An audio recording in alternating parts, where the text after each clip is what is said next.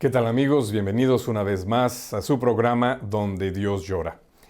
Un programa donde conocemos las realidades de la iglesia que sufre, pasa necesidad y es perseguida alrededor del mundo. El levantamiento en contra del presidente Bashar Assad en marzo del 2011 marcó el inicio de una terrible y violenta guerra civil en Siria. Este conflicto armado favoreció el surgimiento del llamado ISIS o Estado Islámico.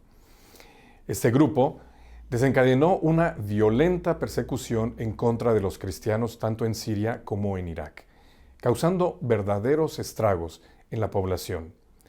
Hasta ahora, el saldo es de más de 470,000 muertos, 4.8 millones de refugiados en países vecinos y aproximadamente 6.5 millones de desplazados internos que siguen en Siria, pero fuera de sus hogares. Para conocer más la realidad de este país y la labor que la Iglesia ha hecho desde el comienzo del conflicto armado, es un honor darle la bienvenida nuevamente a nuestro amigo Carlos Carazo, miembro de la Oficina Española de la Fundación Ayuda a la Iglesia Necesitada. Carlos, bienvenido una vez más a nuestro programa. Muchísimas gracias por la invitación. Carlos, ya hablar del hecho de que estuviste en Siria habla de que te expusiste a ciertos riesgos. Y el hecho de haber llegado a Siria ya de por sí implica toda una travesía. ¿Cómo entraste al país en esta visita? Siria actualmente tiene cerrado su espacio aéreo, por lo tanto tienes que entrar a través de algún país vecino. Y en este caso nosotros entramos pasando por el Líbano. Y eso nos vino muy bien porque ya del Líbano directamente pudimos ver la realidad de esos sirios refugiados que están en el Líbano, que son muchísimos. Se calcula que el 25-30% de la población del Líbano y Jordania son refugiados sirios. Imagínense cualquiera de nuestros países que de repente llega a un 25-30% de población. La cuarta parte de la población. Y sin nada, y no son países precisamente que les sobre por todas partes. Entonces estuvimos visitando en la localidad de Tazle un comedor para los refugiados sirios, en este caso cristianos. Tengamos en cuenta que en estos conflictos bélicos las minorías son siempre las más perjudicadas y encima cuando son minorías de otra religión, pues te hace ser la minoría de la minoría y estás más expuesto y mucho más perseguido que los demás. Esto es un conflicto que la mayor parte de los muertos son musulmanes, sirios musulmanes, pero los cristianos han sufrido más todavía que el resto de la población siria. Ahí en Tazle visitamos también a las casas de estos refugiados que buscando trabajo en un país que tiene trabajo poco para los de allí, para los de fuera es muy difícil que encuentren algo con lo que ganarse el pan. Bueno, Líbano es un país con una presencia cristiana histórica, descendiendo de forma importante. Crece mucho más la población musulmana que la población cristiana, pero todavía se ven signos de la cristiandad que en el Líbano ha pervivido durante tantísimo tiempo. Y de allí, como me preguntabas, ya pasamos por la frontera hacia Siria. ¿Cuál es por decirlo así, el estado anímico de estas personas, de estos refugiados? ¿Hay esperanza en ese sentido de, bueno, en un futuro próximo regresaré a mi hogar? ¿O ya hay ese desaliento y esa depresión profunda por la situación que se está prolongando? La situación es variada, muy dura en todos los casos. Son personas que han vivido más de 8 años de guerra, que han tenido que salir de sus casas de forma precipitada, que han visto o saben que sus casas están completamente destruidas en muchísimos casos. Aún quedan zonas y barrios enteros en los que nos han quitado las minas, o sea que está todo destruido, pero está minado, entonces no pueden volver. Yo lo que he visto es muchas ganas de salir adelante, muchas ganas de pelear por un futuro, con una cierta esperanza, aunque sí que se ven muchos dolores, muchísimo sufrimiento de personas que han perdido seres queridos, que han perdido todo lo que tenían y que están heridos, que han pasado mil dificultades, que están enfermos en un país extranjero y en unas condiciones francamente malas. También están esperando que el embargo se acabe, el embargo que está sufriendo Siria por todos los a nivel internacional, y entonces esa es una esperanza de que pueda volver otra vez la inversión extranjera, levantar de nuevo generar empleo, sí. Generar empleo y que las cosas vuelvan a funcionar. Pero después de una guerra y en un país con un embargo internacional, pues las perspectivas que hay a corto plazo son malas. Siguiendo tu itinerario, Carlos, después de cruzar por la frontera entre Líbano y Siria, ¿a qué ciudades de Siria llegaron? Fuimos hacia Damasco. Sí te diré que, hombre, dejar el Líbano, un país tranquilo, y entrar en Siria, pues es una cosa que te pone un poquito la carne de gallina, y es cuando te acuerdas de la familia que te dice, oye, que vaya todo bien, estas cosas, ¿no? Porque el país había terminado la guerra prácticamente, pero bueno, no deja de ser Siria. Me encantó ver el lugar donde dicen que San Pablo se cayó del caballo, y eso te hace pensar que esto es una iglesia que tiene 2000 años de historia. ¿No? Pensamos que como que la iglesia occidental como que es lo más auténtico del mundo católico. Y dices, no, que es que aquí están nuestros orígenes, ¿no? Es volver a las raíces. Ver una ciudad como Damasco, que tuvo que ser grandiosa, con una muralla milenaria y una tradición cristiana pues fantástica. Allí nos reunimos con el nuncio, persona que lleva ya 10 años pues acompañando a los obispos y a las comunidades cristianas, con una novedad que aquí cuesta bastante comprender, y es que en la ciudad de Damasco hay 8 obispos distintos, pero no son un obispo con sus obispos auxiliares, y son obispos, cada uno, y alguno de ellos arzobispo y patriarca, que son obispos de su rito propio. Entonces tenemos ritos maronitas, sirocatólicos, caldeos, católicos romanos, cada uno con su expresión, con pequeñas diferencias, sobre todo en la liturgia, pero que todos, cada uno tiene sus parroquias y viven en esa comunión ecuménica, porque son todos católicos, pero no son todos, es más, solo unos pocos son católicos romanos, ¿no? Que es lo más común que vemos en Occidente. Eso también nos abre a una realidad eclesial nueva, distinta, muy rica, muy cargada en el simbolismo, con templos pues que están muy bellamente decorados, pero no al estilo occidental, al que estamos acostumbrados a ver posiblemente los telespectadores, sino con otra riqueza oriental, bellísima. ¿Cómo viven los cristianos de Damasco en particular? Damasco ha sido una ciudad muy golpeada por la guerra, toda la zona norte es sobrecogedor ver cómo está, zonas todavía desminadas, que no están desminadas, perdón, y que está aniquilado, como si hubiese caído una bomba nuclear. Es muy difícil hacerse consciente de ese silencio, esas calles, que es como fantasmagórica, ¿no? Propio más de una película de ciencia ficción que de la realidad, ¿eh? Los cristianos de Damasco, pues muchos de ellos han tenido que salir y están esperando volver, y los que están allí, pues peleando por salir adelante, porque hay poco trabajo y las condiciones no son buenas, aunque ahora mismo afortunadamente ya tienen paz. ¿Y qué tipo de proyectos están ustedes apoyando para la comunidad cristiana? Pues de lo más necesario, recordemos que Ayuda a la Iglesia Necesitada es una fundación de carácter pastoral y sus proyectos son pastorales. Y en Siria pues se ha dado tal vez muy parecido a lo que ha pasado recientemente también en estas fechas en Irak.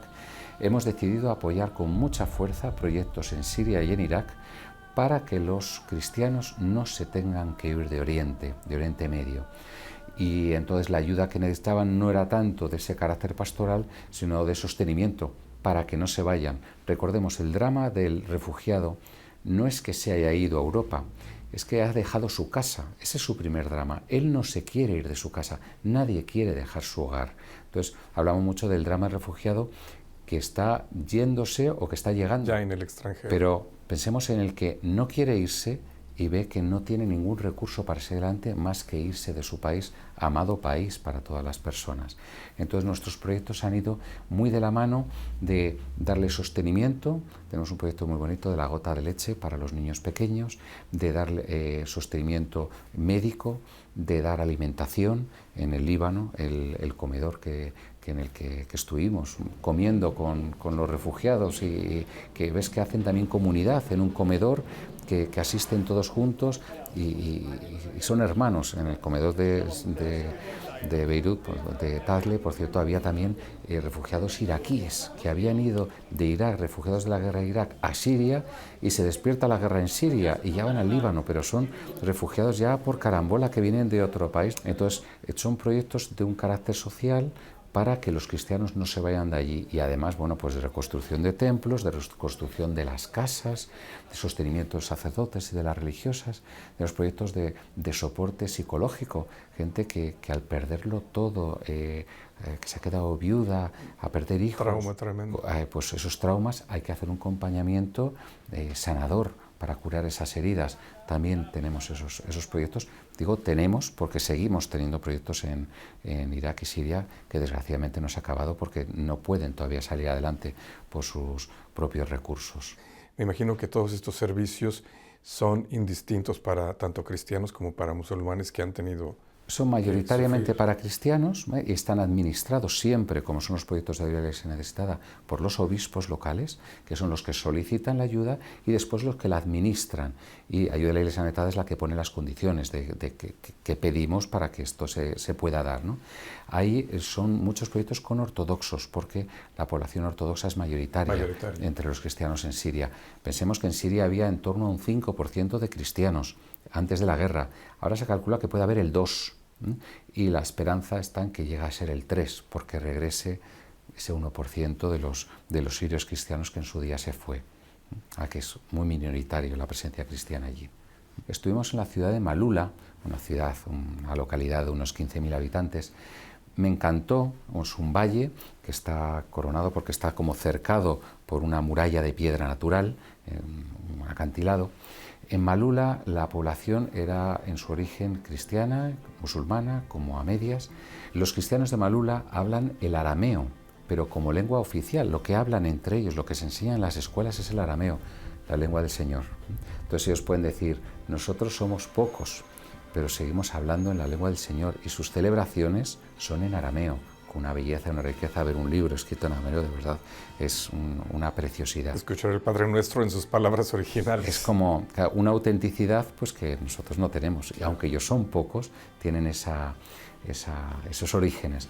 Y ahí en Malula estuvimos en lo alto, hay una iglesia, un templo, que tiene un altar, que es como una bandeja, un altar grande, y que los bordes están redondeados. Por eso digo que es como una bandeja, porque esa iglesia, que es del siglo III, iglesia del siglo III, era un templo pagano antes, y ahí se degollaban los animales, y ese altar tiene un agujerito para que por ahí se colara la sangre de los animales, ¿no? Entonces, cuando se cristianiza la zona, pues se convierte ese templo pagano en iglesia cristiana. 2000 años de cristianismo prácticamente allí, ininterrumpido.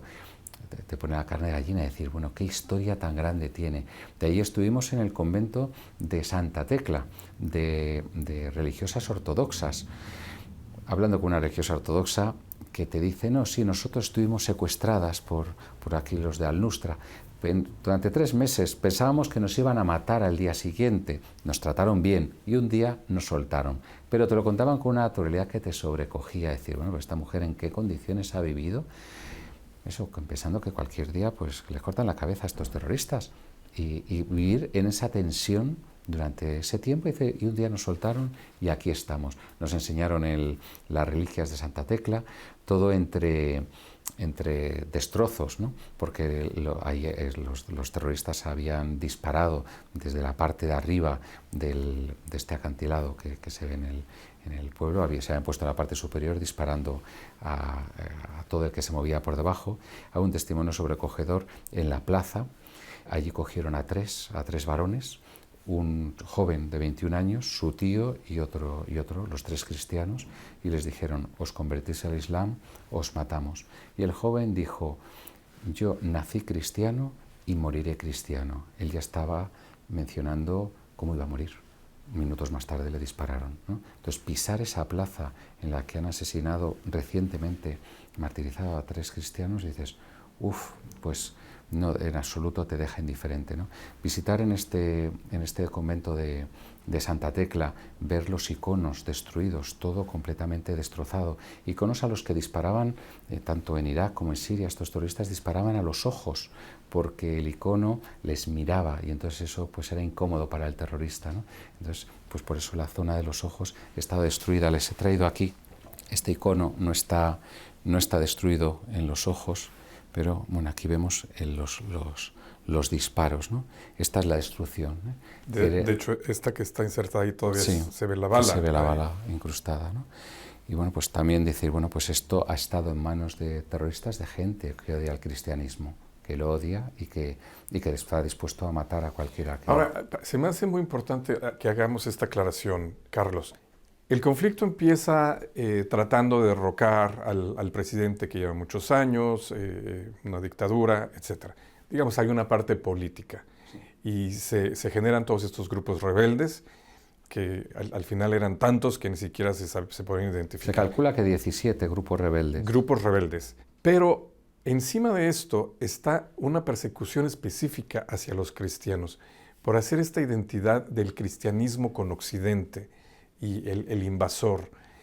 ¿Por qué se desarrolló tanto este odio durante la guerra civil hacia los cristianos y no hacia un bando político? Bueno, aquí se confluyen muchas cosas que es difícil de explicar y de entender, y después de haber estado allí, alguna todavía no la comprendes. Ellos no hablan de una guerra civil, porque lo que están hablando es que los grupos de terroristas que vienen de países como Arabia Saudí, de Turquía, del Líbano, de Jordania, de Afganistán, otros grupos terroristas son sirios, 17 grupos terroristas de forma simultánea entran en Siria con la idea de derrocar al-Assad. Al-Assad, que bien dices que es un dictador, pero que es un dictador que respeta a las minorías y es poco islamista, ¿de acuerdo? Él es chií. También los que vienen extranjeros son suníes, esa lucha también religiosa entre chiíes y suníes que tiene lugar en Siria, y después una multitud de intereses económicos que confluyen y que son cuestiones políticas de intereses extranjeros que en un momento dado pues toman partida porque Siria es un lugar estratégico en todo el tablero de Oriente Medio. Entonces, una situación que tiene una parte política, un dictador, una parte de unos vecinos que quieren invadir un país, una parte religiosa, y ahí están los cristianos que viven bien con al-Assad, es una persona que respeta esas minorías cristianas, y el terrorista que llega, que es un enemigo acérrimo de los cristianos, ¿vale? Que es esa minoría de minorías que quieren sacar, como sea, de todo Oriente Medio, que los cristianos pierdan esa presencia y que no haya presencia cristiana allí por más tiempo, ¿de acuerdo? Entonces, una mirada muy compleja. Y yo no quise entrar en todo lo geoestratégico, geopolítico, que es muy difícil de comprender cuando las noticias que nos han estado en Occidente no tienen mucho que ver con lo que ha estado pasando allí. Entonces, se confluyen los medios con los intereses, con la política, con las religiones. Y no es una guerra civil, porque los sirios, cuando empiezan a ver estos grupos terroristas, ellos reconocen que estos no son de aquí, que estos son afganos, que estos son turcos, que igual hablan árabe, pero con esos acentos que te hacen ver que estos no son de aquí, que es lo que quieren, que vienen tremendamente armados, con unas armas carísimas, con unos coches de última generación, y esto es todavía difícil de comprender qué es lo que allí ha podido pasar. Ahora, desgraciadamente, la realidad de Siria pasó a Irak, precisamente con este grupo terrorista de ISIS, con su intención de implantar el famoso califato. Y esa violencia hacia los cristianos también pasó a Irak. En Irak el Estado Islámico, que era en Siria son muchos grupos terroristas, además de ellos el Estado Islámico. En Irak es principalmente el Estado Islámico, en el que invade toda Mosul y el norte de Mosul, toda la llanura de Nínive, que era una zona históricamente cristiana. Entonces les da a los cristianos, cuando entra el Estado Islámico, les da un ultimátum y les dice alternativas muy sencillas. os convertís al Islam, muy sencillo, dices Dios es Alá, Mahoma su profeta, delante de dos testigos musulmanes y ya pasas a ser musulmán, o sea que la alternativa la tienes sencilla.